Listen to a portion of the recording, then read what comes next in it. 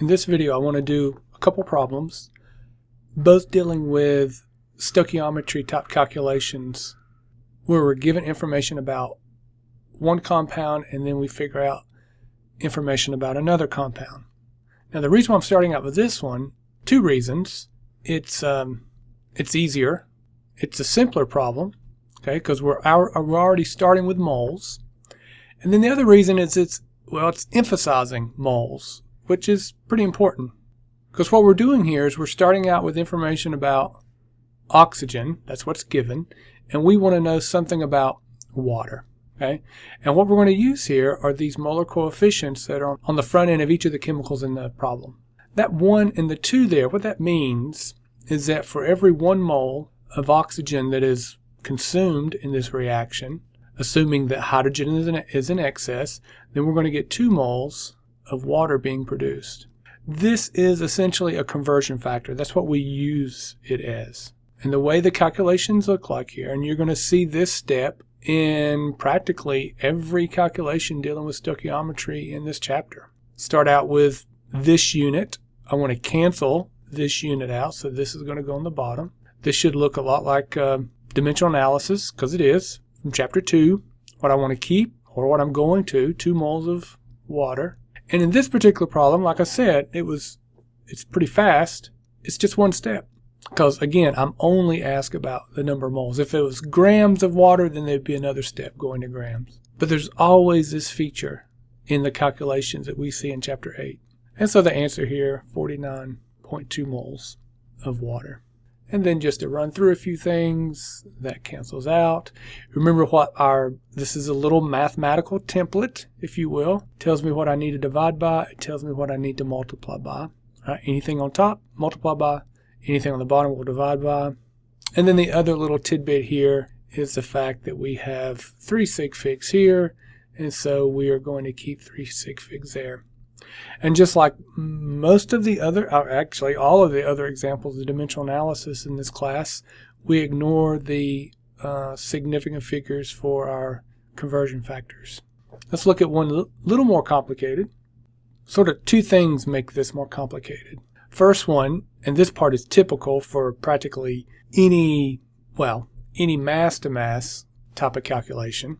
Well, what does that mean? That means you're given mass of something, and we want to know the mass of, in this case, the product. And that's fairly typical. Usually it is a reactant to product. It tells us that the oxygen and the water are in excess, so they don't matter. Basically, this is our limiting reactant. And so we're going to go from this information to that information. Looking at the balanced equation, 2 and 2, that's a molar value. I'm starting with mass. And so what we see here, and what I'm going to substitute just R as the reactant. So if this is 2 moles to 2 moles, first thing we have to do, determine the number of moles of reactant, and then the number of moles of product, and then the mass of the product. Now, the other aspect here that complicates this problem is that we're given in kilograms. And your typical molar mass, what you see, it's always given in grams. There are 2 ways to do this. I'm going to choose the path where I convert this to gram first. Let's do that. I'll try to squeeze it in right here. We know that this is from chapter 2. For every 1 kilogram, there are 1,000 grams. So what that's going to do is going to increase the exponent by 3. 2.6 million grams. That's our first data point. How many steps? 1, 2, 3. Well, what that means, I'm going to have 1, 2, 3. Just like those multi-step problems we saw back in chapter 2.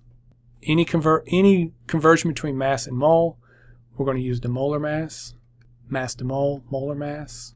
Mole to mole, that's that Molar ratio from the equation there and there. I've already written down the molar mass for the reactant here.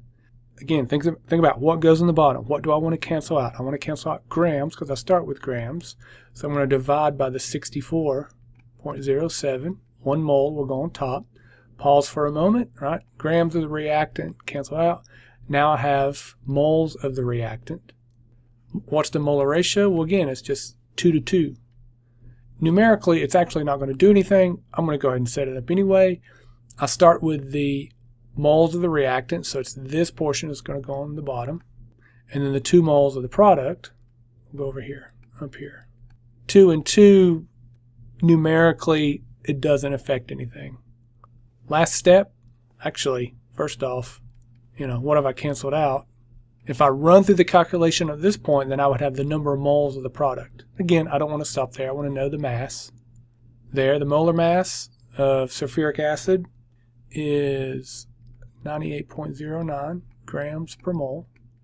And notice by multiplying by the 98.09 grams, then I get to cancel out the moles.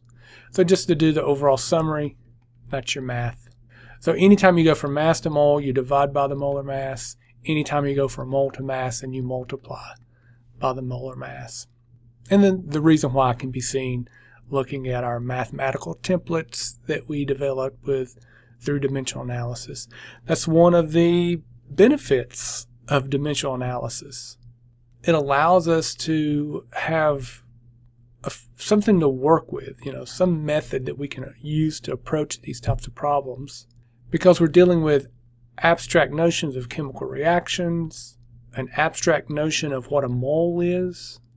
If you can just keep track of the different relationships and how they relate to the conversion factor, then you can just apply dimensional analysis methods to then figure out the answer without too much fuss.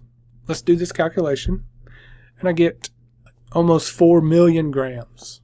Now ultimately I'm just going to keep 2 significant figures. I'll do that in a second. Actually, let's just go ahead and do that. That'll simplify this next step. And let me just go ahead and convert it into scientific notation. 3/6 over.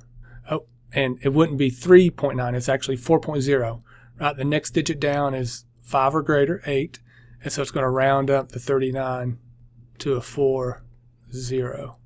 And then we bring our exponent in here, 6, to then tell us where, that decimal is lying. That's in grams. The problem is wanting in kilograms, so then we're going to use the same conversion factor that we did here. We're just going to flip it on its head. Right? That's what conversion factors are good at. You can manipulate them to go either way in the calculation.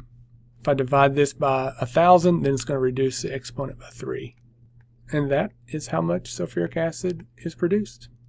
In the next video, we'll do a limiting reactant theoretical yield type calculation. Okay, that's it.